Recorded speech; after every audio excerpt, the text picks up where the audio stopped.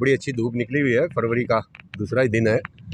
और मैंने देखा कुछ युवा आपस में बातचीत कर रहे हैं, और ख़ास बात ये थी इनमें से एक को छोड़ के बाकी बातें कर रहे थे, एक मोबाइल में जुटा हुआ था। तो मैंने चांस ले लिया कि चलो इनसे बात करते हैं, क्या पता मान जाए। तो बड़ी मुश्किल से मनाया है, और वैसे भी सारे बात करने को तैयार नहीं, एक को बलि का बकरा बनाना चाहते हैं। पर दोस्त हैं भाई, इनकी मर्जी, जैसा ये करें। तो सबसे पहले मैं चाहूँगा आप अपनी इंट्रोडक्शन जैसी आप बताना चाहें उतनी ही बता दें। आपका नाम? कार्तिक राजपूत है। कार्तिक राजपूत। कहाँ से हो बेटे आप? यूपी से। यूपी तो यार बहुत बढ़िया है, तो नाम बता दे।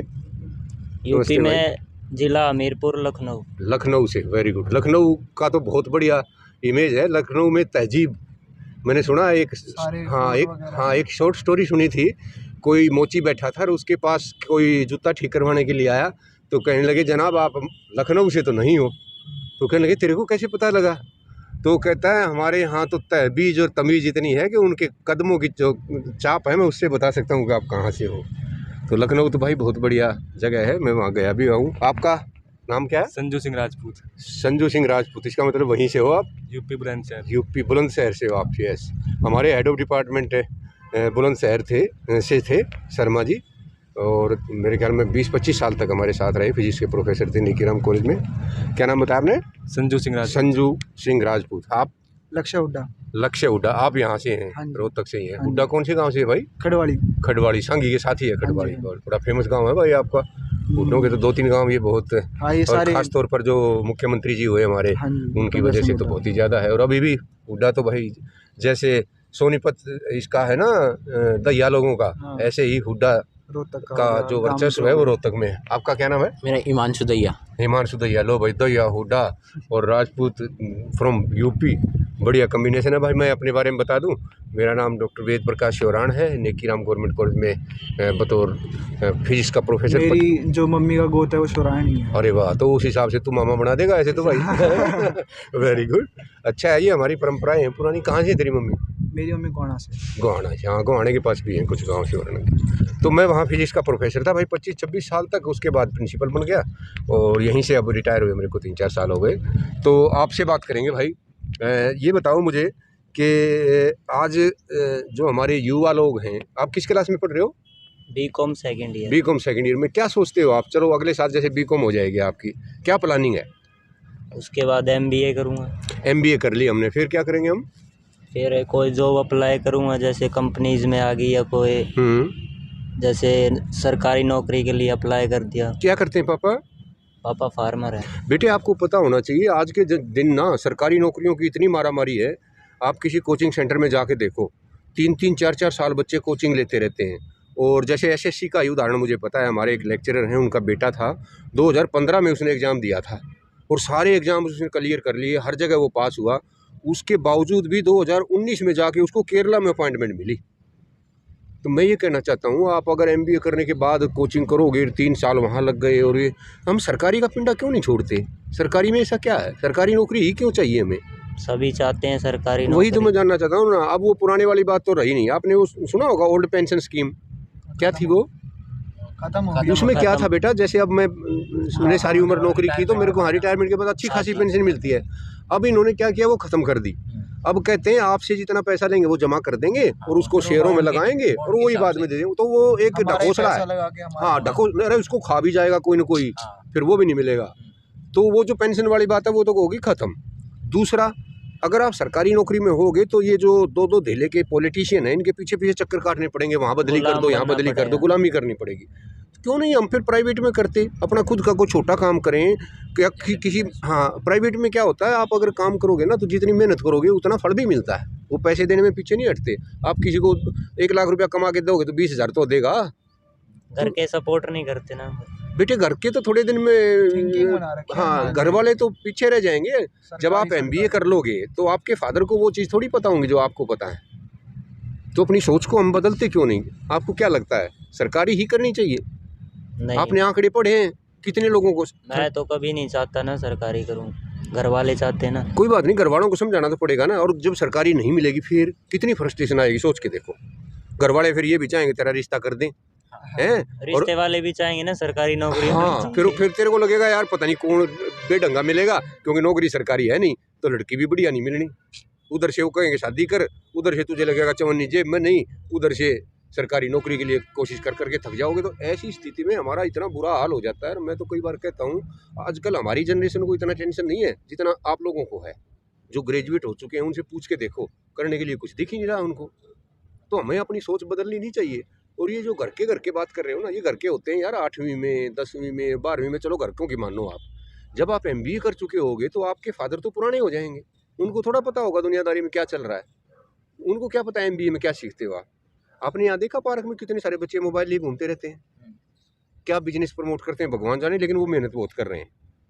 तो प्राइवेट सेक्टर में क्या होता है, जितनी आप मेहनत करो उतना हमें इंसेंटिव भी मिलता है, उतना हमें प्रोत्साहन भी मिलता है। मैं ये नहीं कहता प्राइवेट अच्छी होती है, लेकिन प्राइवेट के भी अपने फ़ायदे हैं। Job security. हाँ, जॉब सिक्योरिटी नहीं है उसमें।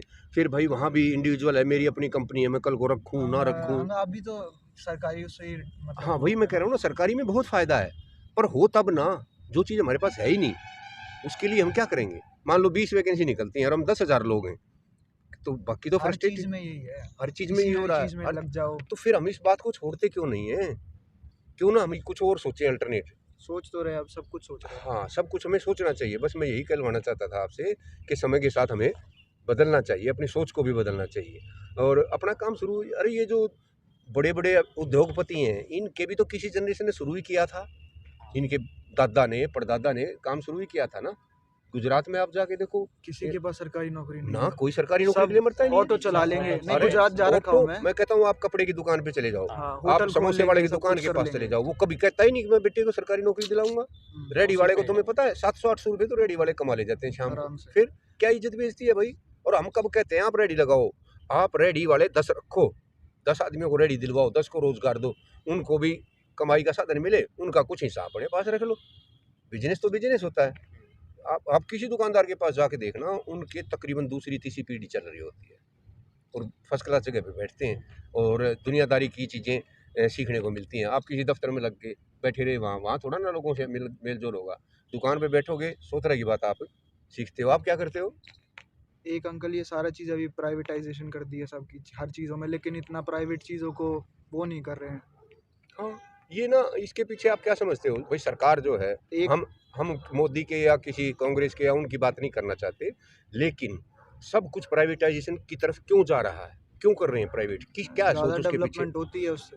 नहीं, उसका शायद एक कारण ये भी है, फ्रीडम भी है। फ्रीडम के अलावा एक कारण ये भी है कि हम सरकारी नौकरी में उतनी मेहनत नहीं करते। हाँ। वहाँ हरामखोरी करोगे आप तो लगेगा सरकार को यार इससे अच्छा तो प्राइवेट से करवा लेते। इंटरेस्ट भी होगा ना, इंटरेस्ट भी नहीं लेते ना, सरकारी में तो इंटरेस्ट नहीं क्या वो तो कहते हैं पता भाई, चल जाता है कि भाई हमारे को निकालने वाला कौन है, वो अपना जैसे करते रहो। उसकी गलत भाषा में को तो सरकार के जमाई बन जाते हैं कि भाई नौकरी तो अब जानी नहीं, उसकी क्या जरूरत है कुछ करने की। तो ये सोच हमारी गलत है। और जब सब कुछ प्राइवेट हो जाएगा फिर क्या करोगे, है ना? फिर तो करना ही पड़ेगा ना। तो करना ही पड़ेगा। तो अगर हमारा युवा आज का ये सोच ले कि भाई मैंने तो मेहनत करनी है, सरकार नौकरी निकाले ना निकाले, मेरे पास ये प्लान है, मैं तो ऐसे ऐसे करूँगा।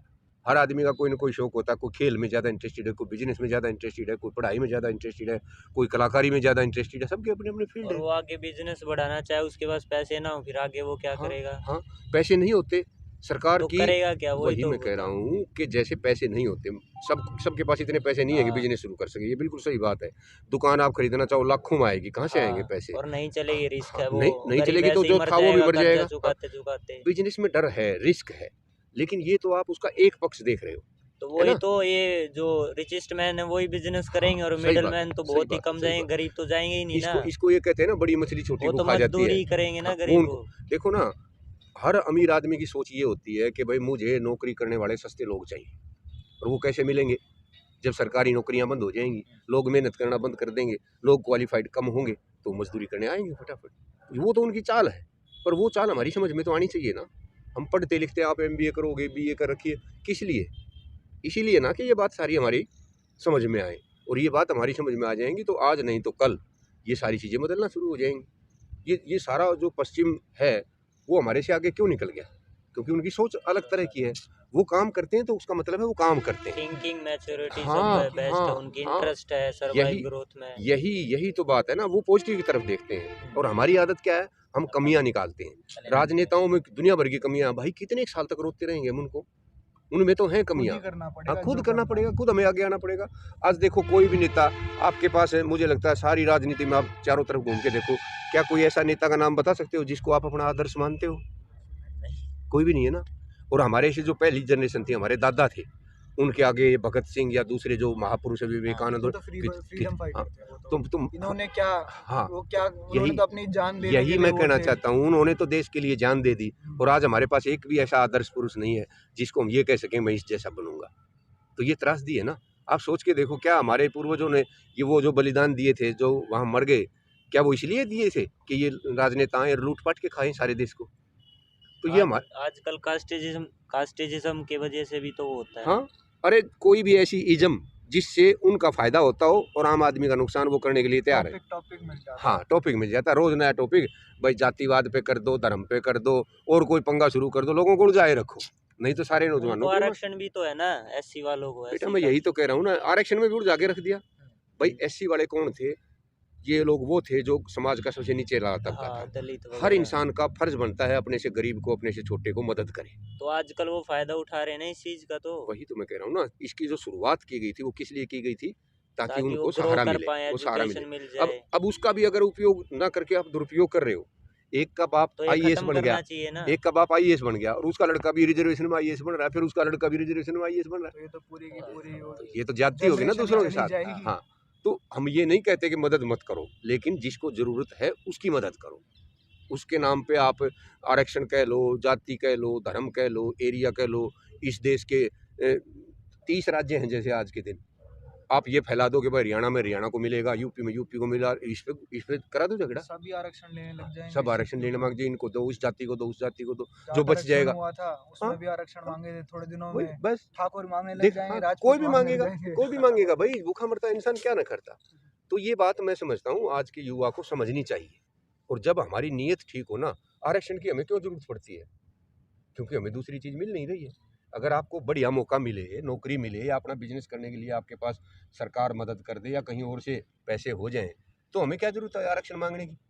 लेकिन जब चारों तरफ इस तरह की हताशा दिखाई देती है, चलो मेरे ख्याल में देश की समस्या हमने बहुत सारी डिस्कस कर ली है ना। अपनी कोई बढ़िया सी बात करें यार, ये कहाँ, ये बड़ी बड़ी बात तो हमारे जैसे बोर लोग करते हैं। आप तो यंग बच्चे हो, बता बेटा तेरा शौक क्या है? मैं बिजनेस करना चाहता हूँ। ये हमारे कहने की वजह से या वैसे ही? हाँ, पहले से ही। पहले से ही। क्या करते हैं पापा? पापा कॉन्ट्रैक्टर हैं। देखा भाई, ये देखो अपने सामने ही उदाहरण मिल गया। आप कहते हो ना कि ये नहीं है वो नहीं है, कोई ना कोई तो जनरेशन करती है ना। आपके दादा तो कॉन्ट्रैक्टर नहीं थे, हाँ, दादा पापा ने आर्मी कदम में उठाया, फिर वो आर्मी में थे देखो। और अब आपको बिजनेस अच्छा लगता है तो बिजनेस करोगे, और कुछ अच्छा लगे तो वो। तो इस तरह से मुझे लगता है हर पीढ़ी में कुछ ना कुछ चेंज होता रहता है। तो ये तो बिजनेस का इसने सोच लिया। भाई शौक क्या है आपके, हॉबी क्या है? हॉबी जैसे खेलना, स्पोर्ट्स। स्पोर्ट्स अच्छी बात है, हेल्थ के लिए भी अच्छी बात है, बहुत बढ़िया। आपकी क्या हॉबी है?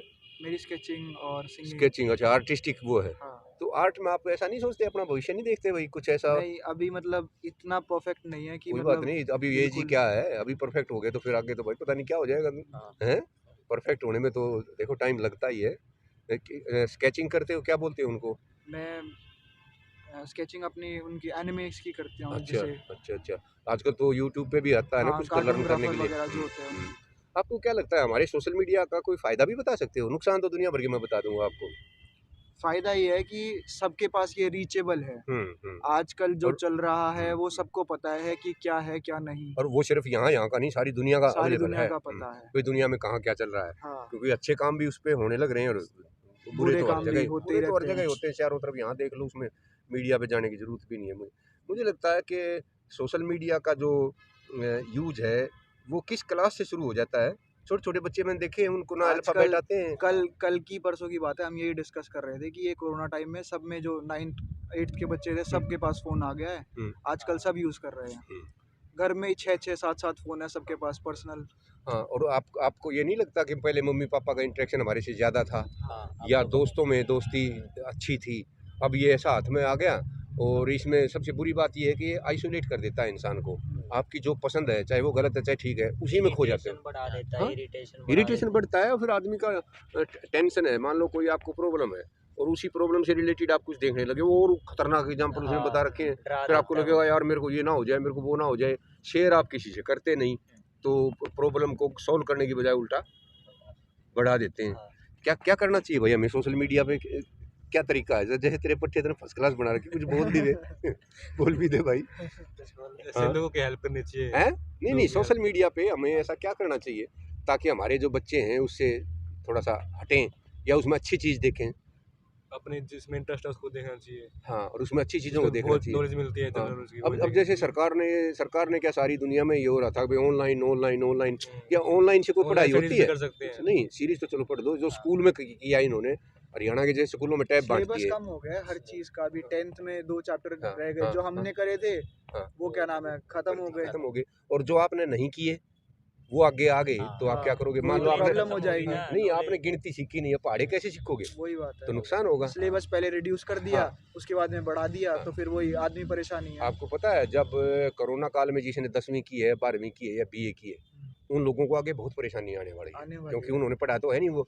और ये बात सबको पता है, जो बीए फाइनल का सिलेबस आपने किया ही नहीं, लिखा है कुछ भी, पास भी कर दिया, डिग्री भी दे दी, उससे क्या फर्क पड़ेगा? बस इन दोनों ने नॉलेज। की, इन दोनों ने।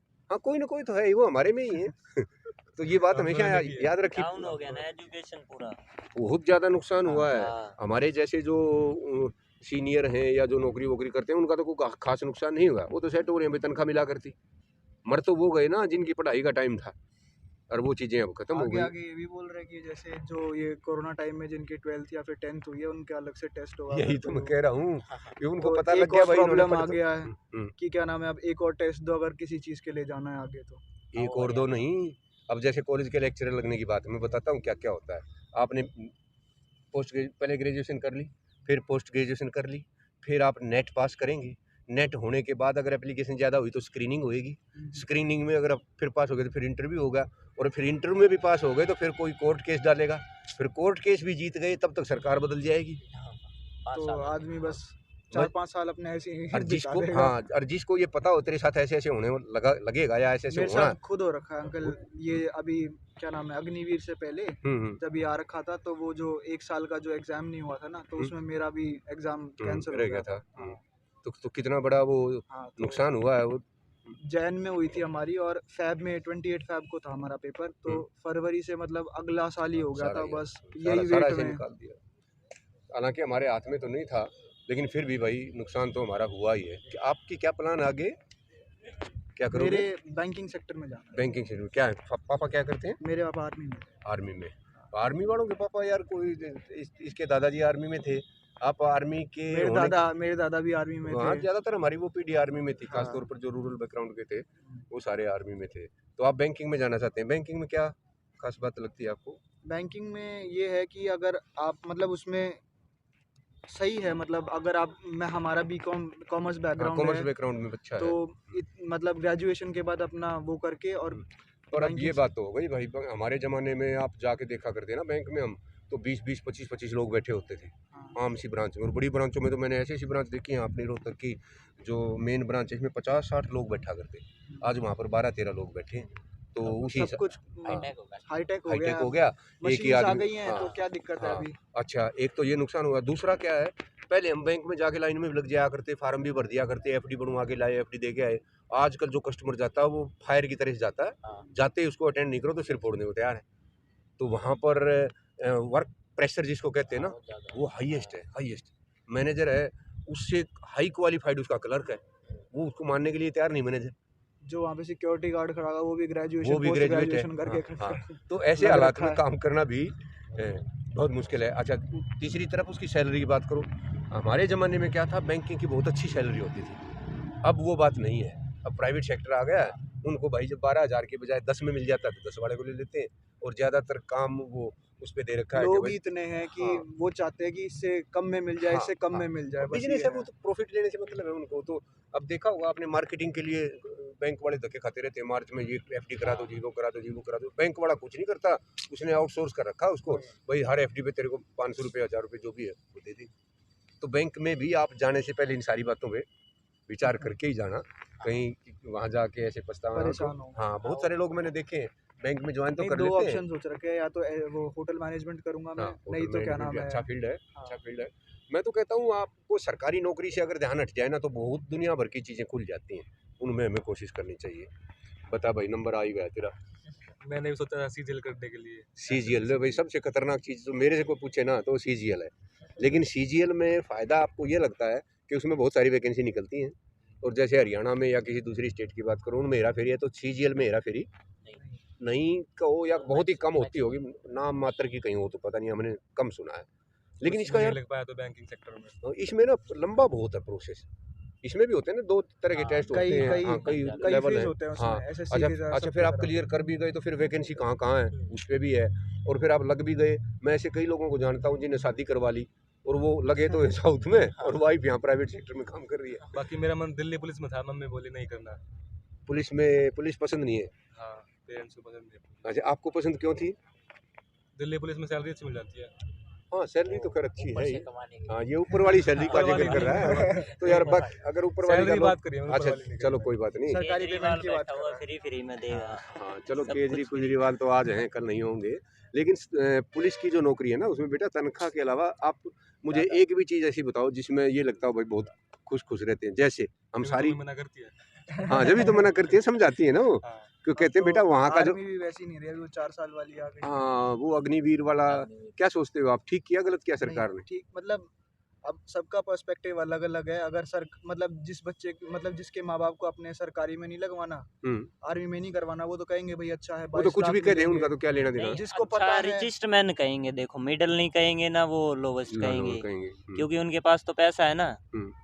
पर एक बात मतलब मेरी एक समझ में नहीं सोर्स आती, था जहाँ पे मतलब एक ना ये होता आम था। आम आदमी पहुँच सकता था वहाँ हाँ, तक। और ये भी था कि भाई देश के लिए मतलब कुछ करने के लिए था। हुँ। अभी मतलब सरकारी डिपार्टमेंट करके देश का क्या मतलब क्या वो कर लोगे? वैसे भी 4 साल में क्या देशभक्ति दिखा दोगे आप? और अगर चलो ठीक है, ये भी था कि 4 साल में 25 निकल जाते, क्योंकि हुँ, हाँ, होते हैं 100 में से ऐसे 25-40 निकल हुँ, जाएँगे जो क्या हुँ, नाम है, खराब हो जाते हैं, जिनको हुँ, नहीं होता है। हुँ। ये तो निकाल ही 75 को हाँ, रहे हैं, नहीं तो बच आपको ये क्या नहीं गया? आपको ये नहीं लगता ये 75 भी झूठ ही बोल रहे होंगे, मुझे लगता है उन 25 में भी कुछ ना कुछ अभी तो करके। ये 4 साल में जो आके देखेंगे उनको हाँ, नौकरी तब मिलेगी पता कि नहीं चले ना मिलेगी जी तब ना। पता अरे चलेगा। आपको पता होना चाहिए बेटा, अब जो हमारे जवान है ना, वो 15 साल की नौकरी करके आते हैं। हाँ, आप सोच के देखो, जो 18 साल का गया था, 15 साल बाद वो 43 का हो गया, हाँ जी। है ना? कितने 18 33 का ही हुआ वो तो। हाँ, 40 मतलब से कम उम्र का इंसान वापिस आ गया। हुँ, आपने या तो बैंक के सामने गार्ड बना देखा हाँ, होगा, यही होगा। या एटीएम में बैठा होगा, या आगे-आगे कहीं तो और ये बिजली के बिल बाँट अंबानी, रहा होगा। टाटा ये इनके आगे ही खड़े हाँ, रहेंगे और कहीं नहीं मिलेंगे। तो ये कोई देशभक्ति थोड़ा हुई, ये तो ये मतलब उसकी जवानी को खराब करने वाली बात अभी हुई। यही तो हो रहा है अंकल जी। हुँ। आ तो जाते हैं क्या नाम है कैप्टन से रिटायर्ड, हाँ, लेकिन नौकरी मिल यहाँ जाती है फिर नौकरी में, उनको हाँ,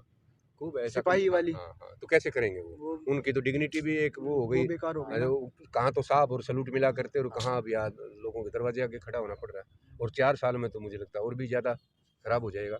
एक बात आप सोचते हो जैसे, क्लास खत्म हुई थी, थोड़ी देर यहाँ पे अच्छा, धूप लेके फिर अपने-अपने घर पे। चलो अच्छी बात है। और मुझे जो अच्छी बात आप लोगों की लगी वो ये कि आप चारों के चार अपने-अपने मोबाइल में बिज़ी नहीं थे। हाँ। इसीलिए मैं यहाँ आपके पास आया और आपसे बात की, और आप लोगों ने मेरे साथ बात की, भाई अच्छा लगा। किसी भी बुज़ुर्ग से हम बहुत कुछ सीख भी सकते हैं, और कम से कम ये तो बता ही सकते हैं कि हमारी सोच क्या है। और मैं आपको सिर्फ़ एक सलाह देना चाहूँगा, कभी भी अपने पेरेंट्स से दूर मत हटना। अगर दुनिया में कोई आपका सबसे ज़्यादा भला चाहता है ना, तो वो सिर्फ़ पेरेंट्स है। कई बार होता है, आपको लगता है, मैं भी सोचा करता कि मेरे पापा बड़े ये हैं, बड़े सख्त हैं, बड़ा अनुशासन चाहते हैं, मेरे को पता नहीं नाक में दम कर रखा है, ये है वो। एक एक हेट्रेड के भाव पैदा होते थे। लेकिन जब समय बदल जाता है, 40, 45, 50 पे आप पहुँचेंगे, तो पीछे मुड़ के देखोगे तो लगेगा यार कि कितने। जो उन्होंने हमारे लिए किया है वो कोई नहीं कर कोई नहीं सकता। कर सकता, और वो हमारे भले में ही करते थे। हाँ। आपको पता नहीं है, जब आपकी मम्मी या पापा आपके जब चाँटा लगाते हैं तो कितना दर्द आपको होता है, उससे कहीं ज़्यादा उनको होता है। और ये बात अब समझ में नहीं आती, बाद में समझ में आती है। हर इन्हें- चीज़ के लिए बात हो जाती है। इसने फट से कह दिया, नहीं हर चीज़ के लिए नहीं होती, इसने फट से कह दिया कि मम्मी ने तभी तो मना किया है, क्योंकि मम्मी इससे ये जितना प्यार खुद से करता है उससे भी ज़्यादा करती है। इसलिए वो चाहती है कि भाई पुलिस जैसी जगह पे ये ना जाए मेरा बेटा। तो हर पेरेंट्स यही चाहते हैं भाई। आप लोगों से अच्छा लगा भाई बातचीत करके, और तुमने इतना टाइम दिया, नहीं तो आजकल बुजुर्गों से बात करने के लिए कोई भी तैयार नहीं होता। थैंक यू बेटा, thank you very much. Thank you.